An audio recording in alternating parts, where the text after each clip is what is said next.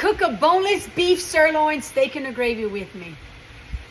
First, we gotta season it. And you know I'm putting mustard all over that as a binder for my seasonings. I'm gonna be using my buddy's Boudreaux's Backyard's Little Bit Better Creole seasoning on my meat. I'm gonna be applying it to both sides. Smells good too. I'm also gonna be putting my Cajun Waltz seasoning on there. Both of these seasonings are all-purpose seasonings. And if you know me, you know I like flavor, so I want it all on there. Let me add a little bit more of his Little Bit Better seasoning. Now we gotta get that to the pot and start browning. First, put you some cooking oil in that pot, or as I normally say, get you some hot grease in there. It's time to get that sirloin steak in the hot grease. You hear that sizzle? While all this cooks, I gotta get the vegetables ready to eat after with a good old homegrown tomato from my garden. I'm so proud of my tomatoes and they're so good. I also can't tell y'all how much I love my knife set from Infinity Knife Company, made in America. This company is located in Texas. Don't forget to get those onions cut up too. You gotta have that for your gravy. And if you haven't figured out yet, don't you know that rice and gravy is one of my all-time favorite meals? I mean, I'm a Cajun.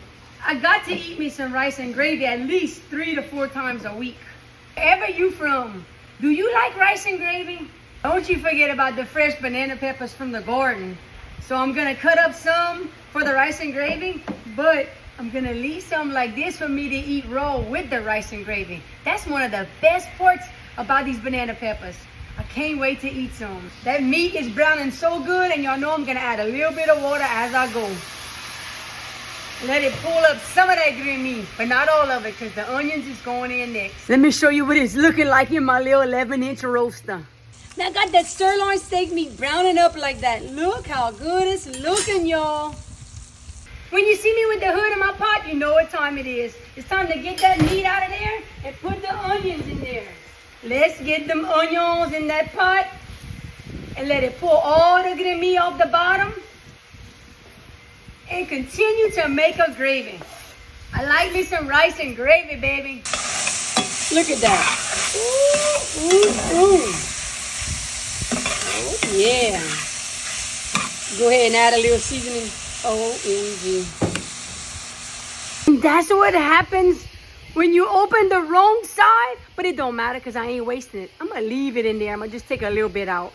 Pooh, mama, coo on me, yeah. I ain't even taking it out. That's gonna be my flavor in my gravy. I ain't scared, me. I ain't scared. Putting that meat back in.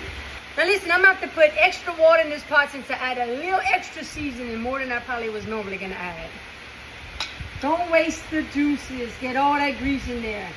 I want me a good greasy gravy. I'm putting water to cover that, and I'm gonna cover it with the pot. Go with that rice and gravy, you know I'm gonna have some of my homegrown tomatoes. And I'm gonna use my buddy Rusty's seasoning for every stuff. For every stuff, let's put that all over them tomatoes. Ooh, Lord. And he got a good seasoning too. Y'all try out my buddy Rusty's seasoning for every stuff. Y'all know what time it is? It's time to manger. Let's get a bite of that good old sirloin beef steak, rice and gravy.